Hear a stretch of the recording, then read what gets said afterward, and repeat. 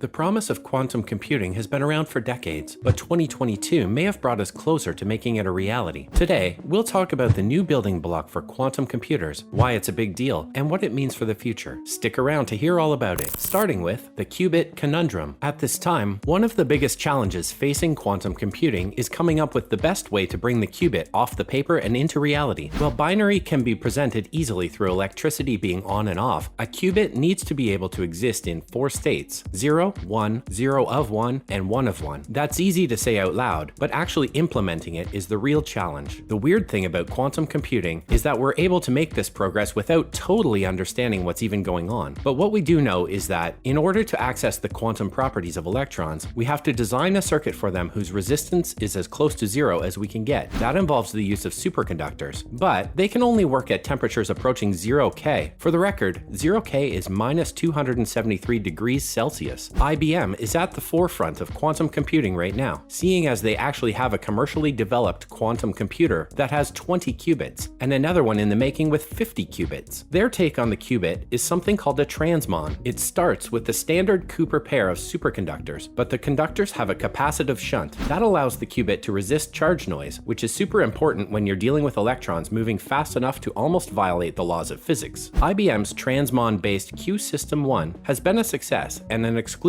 group of research institutes and ExxonMobil can use the system remotely. But the transmon isn't the only true solution to implementing qubits. Developing better and more practical alternatives to the trusty transmon is an area of research in quantum computing, and that research has recently had a breakthrough. Up next, introducing the new and improved qubit, researchers at the Argonne National Laboratory, who happen to be part of the IBM Q User Club, have outlined their proposal for a new way of developing a qubit. While Cooper pairs and capacitive shunts are hard to wrap your head around, this is an idea that a layperson could understand. Check this: an electron trapped in a block of frozen neon gas. To get into the nitty-gritty of how this works, the system would consist of a dilution refrigerator with a frozen block of neon inside and a single electron trapped inside the surface of the block. Below the block, a superconductor circuit would allow the system to fire microwaves at the electron to manipulate and read its state. Experts judge the viability of a qubit on 3 criteria. They need the system to maintain quantum coherence, meaning that the state of the qubit remains stable for at least a second. Normally, it's signal and charge noise that hampers quantum coherence, but this qubit is based on a solid block of neon, and we all know that solids have super chill and stable molecules. The other 2 requirements are the ability to change the state of the qubit in a nanosecond or under, and that the qubit should be able to achieve entanglement. Since a single qubit of this type only has 1 electron in it, that electron is easy to manipulate, and designers can even entangle many of these individual electrons to make a quantum processor. While we wouldn't call this a simple system, it's a lot less complicated than the transmons that power IBM's computers. We've been using noble gases like neon for all kinds of stuff over the years, so implementing a system based on neon should be easy. The researchers at Argonne believe that it's feasible to manufacture this system at scale. The only downside to this is the downside that affects quantum computing in general: the dilution fridge. This new qubit doesn't eliminate the ultra-low temperatures from the equation, and dilution fridges aren't things that anyone can put in their house. They're actually so expensive that even cloud service providers like Microsoft and Amazon can't really put one in their data centers. But all progress is good progress. So, what's next for the field? Argonne's a bit of an underdog in the quantum computing game, and their competitors include the likes of IBM, Google, and Microsoft. We looked at the IBM transmon qubit, but the other 2 companies are investigating their own options for how to make a qubit. While Argonne thinks theirs is the best you can get, they may be proven wrong, which will be a net positive for quantum computing hopefuls. The other challenge that needs to be overcome is scalability. We've come a long way from the days when quantum computers were just ideas in research papers, but the most powerful quantum computers that exist right now have around 50 qubits. These are great achievements for quantum computing, but in the grand scheme of things, we've yet to come up with a quantum computer that can outclass traditional computers the way it's supposed to. Microsoft's promise of quantum computing by 2025 feels like it may have been a bit optimistic, but we're getting there, and once we pull this off, we'll be glad to have spent the effort. Time for some other news. First up, the battle for quantum supremacy. Skeptics of quantum computing ask whether this is all really worth the time and money when traditional computers are becoming more and more powerful themselves. John Preskill, a physicist, came up with the name quantum supremacy for this challenge. Quantum supremacy will only be achieved when a quantum computer manages to do something that no other computer can do. In 2019, Google achieved quantum supremacy, or so they said. On their Sycamore quantum processor, which had 53 functional qubits, Google performed a series of calculations calculations that they said would take a normal computer 10,000 years to complete. Sycamore was able to do it in just 2.5 days. The quantum research world was in the middle of celebrating when IBM decided to rain on Google's parade, showing that the task would take a supercomputer 2.5 days to do instead of 10,000 years. Also, they pointed out that the quantum advantage Google showed would be covered by traditional computers in just a few years, so Google's celebrations were cut short, but there have been successful attempts at quantum supremacy since. A team at the University of Science and Technology in China managed to achieve quantum supremacy in December 2020 with their Zhujiang photonic computer, and Zhujiang didn't graze the limit either. It was able to do in 200 seconds what would take 600 million years to do. The team repeated their success with Zhujiang 2.0 and Zhuchangzi, leaving this claim of the skeptics firmly debunked. Next, can we ditch the dilution refrigerators? As we saw earlier, a big downside to quantum computing is the impracticality of creating one for any purpose besides research. The main reason behind that impracticality is the need for sub-zero temperatures to keep superconductors cool enough to do their job. But what if we were able to step outside the usual formula for building a quantum computer? Is there a way to make the whole quantum system work without the low temperatures? It turns out there is, and the answer is at the bottom of a well, a quantum well. Quantum wells are already in use in the microelectronics industry. The way it works is if you make a sandwich with two semiconductors as the bread and another semiconductor with a smaller band gap as the filling, electrons can be trapped among the particles of the filling semiconductor. By doing so, you create fixed states, not unlike the states you need in quantum computing. If it's that easy, why haven't companies been doing quantum wells all along? Right now, the issue with this method is quantum coherence. While quantum wells are used in all kinds of devices, including the one you're watching this video on, we haven't quite figured out the semiconductor sandwich that would protect the qubit from charge noise. But scientists are on the case. While we've kind of accepted that quantum computing is for major corporations and research institutes, quantum wells could lead to computers that you could use the way you use traditional computers now. And finally, how far can quantum computing really take us? It's easy to get excited about quantum computing, just ask us. At the same time, it's important to keep our expectations in check when it comes to just what quantum computers can really do. The fact is that quantum computers can only do what traditional computers do, except way faster. In the vast amounts of research that Alan Turing and his buddy Alonzo Church did, they established that computers can only solve problems that a human could solve. It's just that we humans are limited by time and our own bodies. They came up with the concept of the undecidable problem, a problem for which there is no algorithmic solution that a computer can execute. When it comes to undecidable problems, quantum computers won't be any more capable of solving them than any other computer. That's understandable because the fundamentals of quantum computing are based on the fundamentals of traditional computing. In that sense, quantum computers are more of a massive upgrade to the capabilities of a normal computer, but they don't do anything that a regular computer couldn't do if it had time and resources. That's it for today. Thanks for watching. See you in the next one.